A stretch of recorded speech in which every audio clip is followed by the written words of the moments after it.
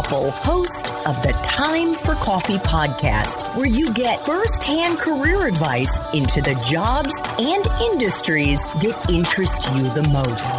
And before we start today's show, I have a quick favor to ask you. If you haven't already, I'd be incredibly grateful if you give us a rating and a review on iTunes. And if you're like me, you need to do it now because you'll forget later and because it's the best way to help others who may be in search of career advice to find this free resource. So press pause if you haven't done it and do it right now.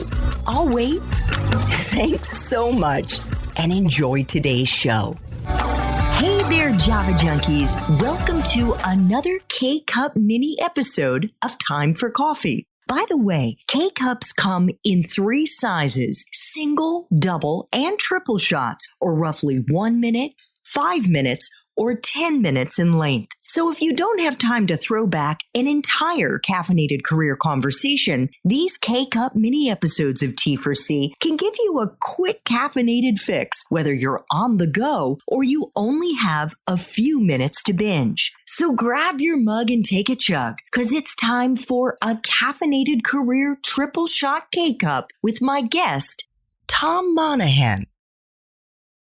I know that meditation plays a big role in your day. Is it something that you like to do early in the morning before you get your Compass or Starbucks coffee, or later in the day as things unfold? You know, it's a 2-step process for me. I try really hard. One of the best pieces of advice I've gotten about trying to be mindful in a professional environment was from a meditation teacher, Jonathan Faust, who's been super helpful to me. He said, kind of look at your calendar for the day and you'll see things you're looking forward to. Like you'll see this conversation. You say, boy, I can't wait. This is such an important mission. I can't wait for that. And you'll see things you aren't looking forward to. I won't name names but there'll be problematic things. And he said, sort of try to imagine how you'd like to feel at the end of the day.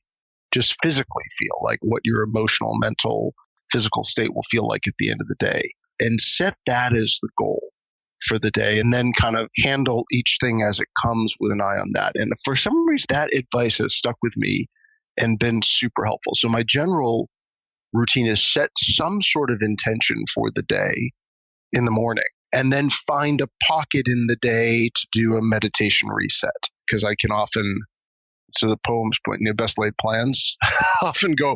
And I find like a midday meditation reset for just even 5 or 10 minutes, and sometimes an end of day meditation actually really helps. But that I try to start with the intention, because I find that gets me thinking more broadly around what I'm hoping to accomplish and what the purpose of stuff is. I love that.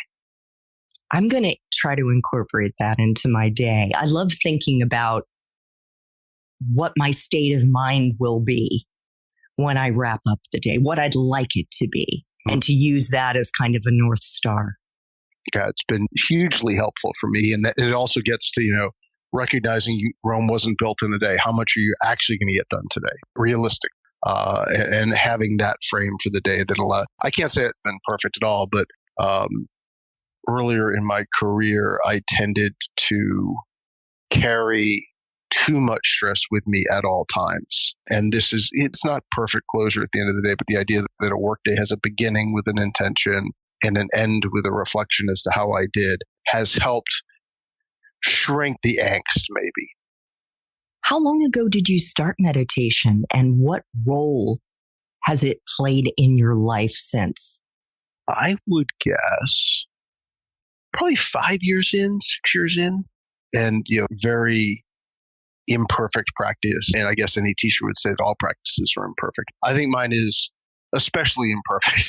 I think I'm better at being imperfect than other people, I guess, maybe. And it's been really, the point of meditation is not professional excellence, right? It's not like I'm going to doing this to get better at work. To some degree was to help me put work in context. I've always been passionate about what I've been doing. And at times the stress was, this is kind of one of the more interesting challenges about a career, is sometimes what begins as genuine interest in the mission and goals of what you're working on can sometimes then be crowded out by the stress of needing to accomplish stuff. And you almost forget why I saw a quote from Roger Federer where he said, "The luxury I have is I never fell out of love with tennis." And I thought that was just, so many people get burned out in their jobs. And eventually Roger Federer's physical professional athletes, even at his caliber, need to move on. But I love that. How do you make sure you don't let we're all attracted to roles and careers and steps for the quality of the work we do. And then somehow the stress can sneak up on you. And I think meditation has helped me do that. And I think it's also helped me, you never stop thinking about work, but I think in a healthier way, I've been able to keep work in context. Last thing I'd say is, if anything, mindfulness does help you prioritize. I joke, but one of the most important strategy insights, and I think it's a good strategy insight both for professional strategy, for career strategy, for life strategy. I was at a wedding and it was in Dallas, and it was a beautiful wedding. Like, it was one of those over the top Texas weddings. And you can just kind of follow that sentence and imagine what it looks like. And I was talking to a family member of the bride, and they said, "Are you having a nice time at this wedding?" I said, "Gee, it's like the most spectacular thing I just do. Music and food and all that amazing stuff."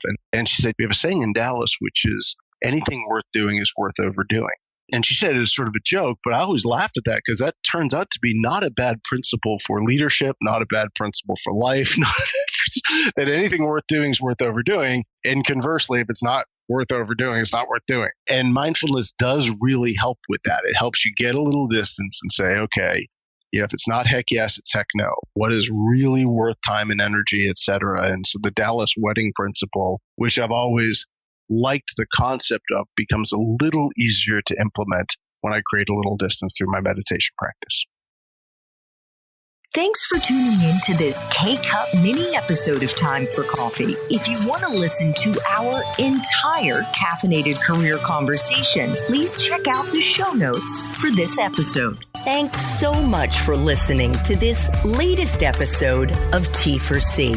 And if you're interested in learning more about my coaching services for confused college students and recent grads, feel free to check out the Time for Coffee website under the coaching tab at time4coffee.org, or text me at 202-236-5712. That's 202-236-5712.